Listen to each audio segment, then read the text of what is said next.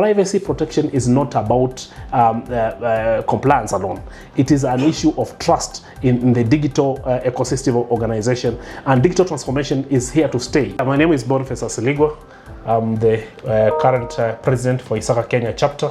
ISACA Kenya Chapter is a professional body advancing IT governance, IT assurance, cyber security, data protection, and responsible AI use and digital transformation.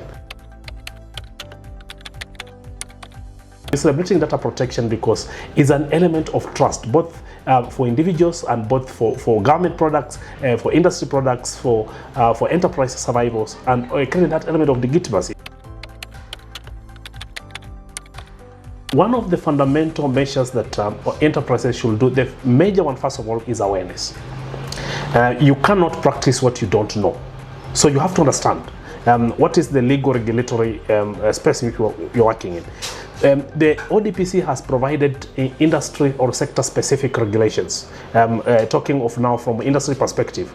So every organization should be able to make sure that their staff, their employees, their partners understand, are aware of the legal regulatory requirements to privacy in the data that they process. Now, how do enterprises make themselves compliant in terms of data protection and privacy? One is to observe the principles, and we have 7 major principles of data protection. We have fairness, the principle of data minimization, the principle for accuracy, and all other sweeping principles that are there. So again, other than the understanding the principles of data minimization, fair use, transparency, of data collection, other than that, enterprises should put in place mechanisms to ensure that these privacy regulations are adhered to. One of them is governance. Put in place structures for governance, like appointment of a data protection accountability, data protection officer, ensuring there is a board oversight in terms of compliance to legal regulatory requirements, understanding which data you process, knowing which data you process, why are you processing it, and knowing how long you are going to keep this information, knowing the impact on privacy related violation of this data that you are processing. Data privacy can never be an IT concern. It's an enterprise issue. Data privacy is an organization. It sweeps across the organization. The moment you look at data privacy as an IT issue, it ends in the server room, which should not be the thing.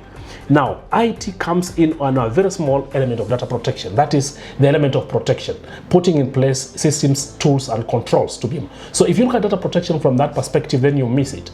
Data protection cuts across the enterprise. Some legal regulatory compliance. There is a legal there. How do they ensure that there is compliance within the organization?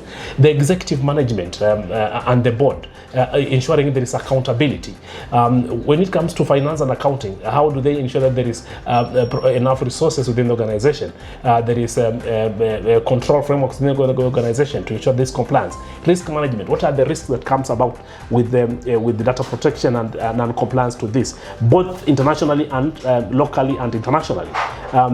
Individually, at an individual level, you need to understand the fundamental rights of data protection as an individual. So data protection, cyber security, you cannot practice privacy or data protection without cyber security. Cyber security and data protection, they are both intermarried at one particular point. They interlink, technology and all that. So all these facets of an enterprise comes in to ensure there is an ecosystem for privacy protection within an organization and compliance. Yes.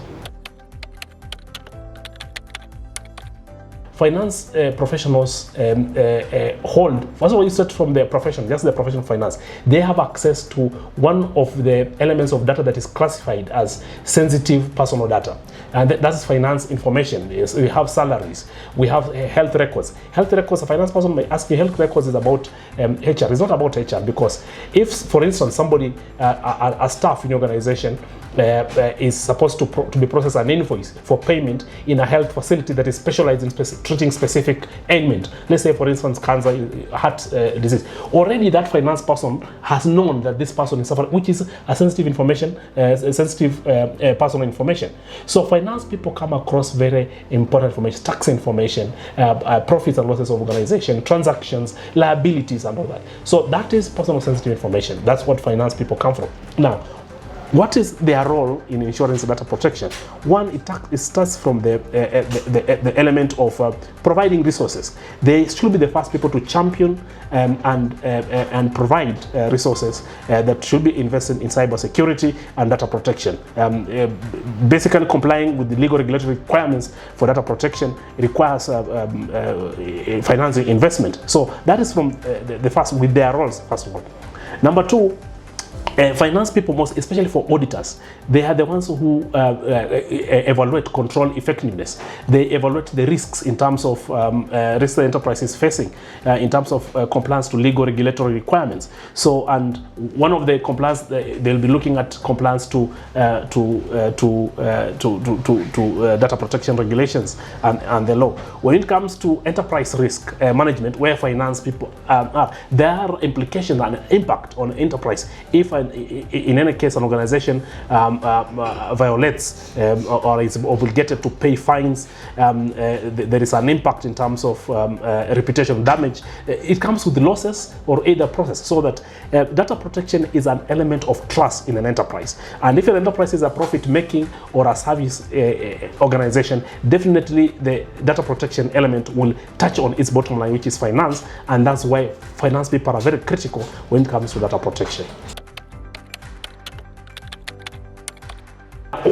I think we have tended to look at data protection from what the consequences will be if and in terms of financial consequences will be if we don't comply.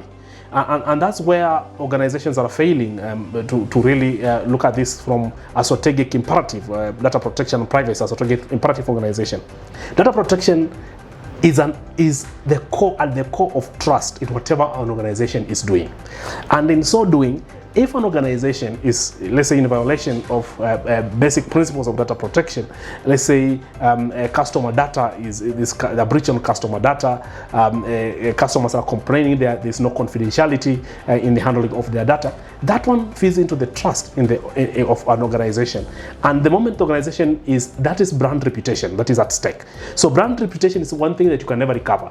There is no cost attached to a brand reputation. The moment a brand reputation, you don't know how the magnitude, because there are some brand reputation issues you can easily manage with the communication and clarification, but there are some brand reputations that stay in an organization forever and becomes so that is the other element or consequence organization can face is fines. You are liable to fines, which can really eat into your bottom line. There are various fines that have been pronounced by the Data Protection Commission, and I think right now the Data Protection Commission is still very conservative because it is an area that we are getting into. But going forward, I think fines are going to be very much punitive. We're not going to see the kind of fines we are seeing.